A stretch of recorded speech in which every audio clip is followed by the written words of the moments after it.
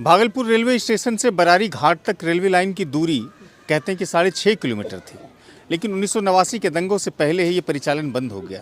लेकिन इसके आसपास जो आप आबादी देखते हैं, जो कभी कभी अखबार की सुर्खियों में बने रहते हैं कि आदेश आया रेलवे विभाग की तरफ से कि उसको खाली कर दिया जाए, तो एक समस्या इन लोगों के बीच में है जो कि सरकार से लगातार मांग कर रहे हैं और विभाग से भी मांग कर रहे हैं कि हमको अगर यहाँ से आप उजाड़ते हैं या दूसरी जगह विस्थापित करते हैं तो हमें पंजीकृत कर दीजिए या फिर हमारे लिए एक वैकल्पिक मजबूत विकल्प का समाधान आप दीजिए।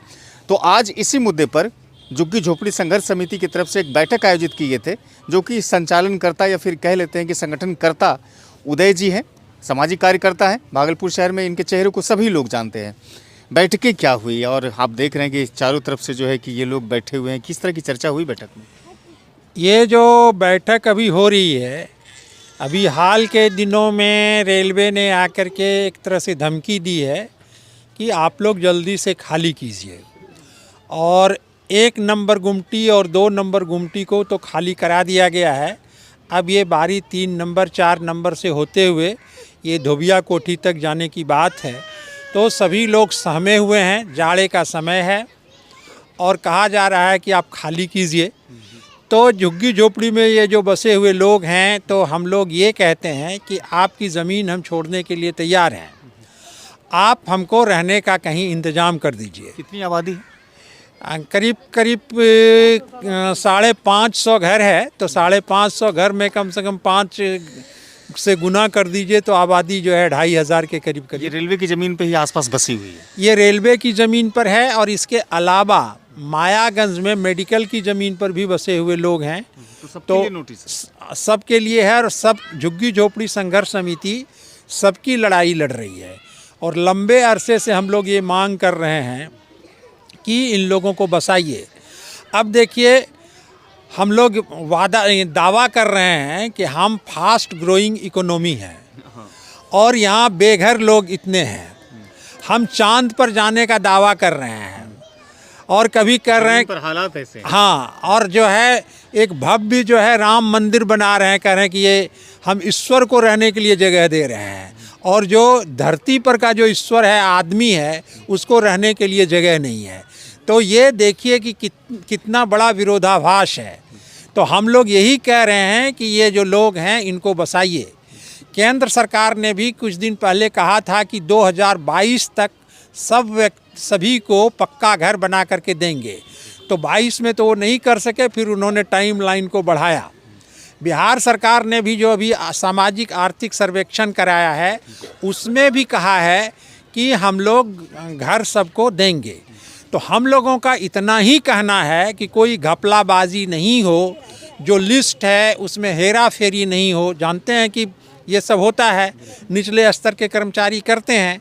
तो हम लोग 2-3 बातें कह रहे हैं कि एक तो जो झुग्गी झोपड़ी बसी हुई है, सबको आप रजिस्टर्ड कर लीजिए अपने लोगों से, अपने कर्मचारी को बुला करके, और एक अस्थाई होल्डिंग नंबर सबको अलॉट कर दीजिए। संख्या में हेराफेरी ना हो। संख्या में हेराफेरी नहीं हो, और जब बसाने की बात हो तो यही लोग बसाए जाएं। एक तो ये है।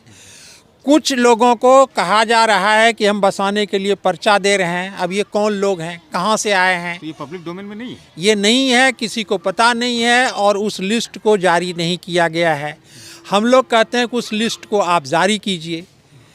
और झुग्गी झोपड़ी संघर्ष समिति लंबे समय से ये लड़ाई लड़ रही है, और हम लोग गांधी, लोहिया, जेपी अम्बेडकर के आदर्शों पर शांतिमय तरीके से आंदोलन करने में विश्वास रखते हैं, उसकी लड़ाई लड़ते हैं।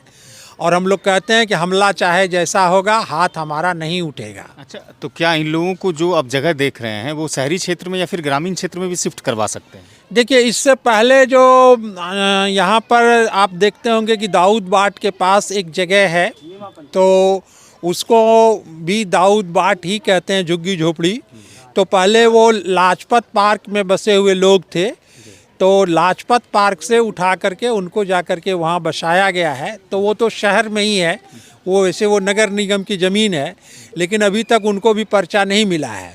तो हम लोग तो चाहते थे कि शहर में ही मिले, लेकिन सरकार ने कहा कि अब इसमें जो है तब्दीली आ गई है। एक और मोहल्ला है सजदानंद नगर, देख लीजिए। तो सजदानंद नगर भी जो है वो नगर निगम में बसा हुआ है। शंकरपुर से जो बाढ़ पीड़ित लोग थे उनको बसाया गया है। लेकिन सरकार कह रही है कि अब नियम में तब्दीली आ गई, हम जो है शहर के अंदर नहीं बसाएंगे। तो हम लोगों का कहना है ठीक है, नगर निगम के अंदर नहीं बसाइए, लेकिन इतना ही नज़दीक में बसाइए ताकि वो वहाँ से आ कर के लोग ठेला रिक्शा चला सकें, मजदूरी कर सकें, और महिलाएं जो घर में काम करती हैं दाय का, चौका बर्तन का, वो लोग आ कर के काम कर सके। तो इस नज़दीक में बसाइए।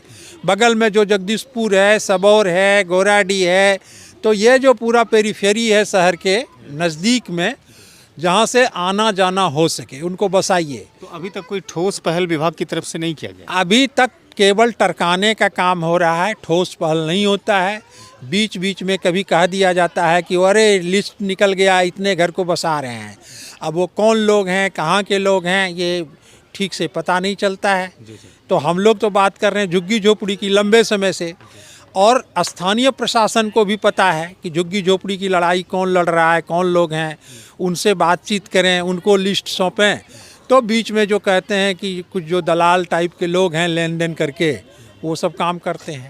जी शुक्रिया, बातचीत के लिए, जानकारी देने के लिए बहुत शुक्रिया। ठीक, धन्यवाद। तो ये उदय जी थे जो कह रहे थे कि झुग्गी झोपड़ी संघर्ष समिति के तहत जो मीटिंग है, इस बात पे चर्चा हो रही है कि इनकी जो आबादी है वो आसपास ही बसाए और इनको बसाने से पहले पंजीकृत किया जाए। फिलहाल ये पूरी तरह से जो चर्चा है जोरों पर है कि इनके जो आवास स्थल बनाए जाएं वो शहरों से कितना दूरी पर बनाया जाए। एक ठोस मांग के तहत आज बैठक किए हैं। फिलहाल हमने मीडिया रिपोर्ट्स में भी देखा, अखबारों में भी देखा कि भागलपुर शहर है वो लगभग 100 करोड़ की लागत से शहर की आबादी को कम करने के लिए, यानी कि यहाँ का जो दबाव है वो कम करने के लिए बगल के क्षेत्र में टाउनशिप बसाएगी। लेकिन टाउनशिप बसाने से पहले इस बात को समझिए कि क्या इन गरीबों को बसाना अनिवार्य नहीं है। सरकार के दावे और सरकार की जो अलग अलग बातें हैं वो कितनी सच्चाई है, इस बात से पता चलती है कि शायद भारत अभी भी इस मामले में बहुत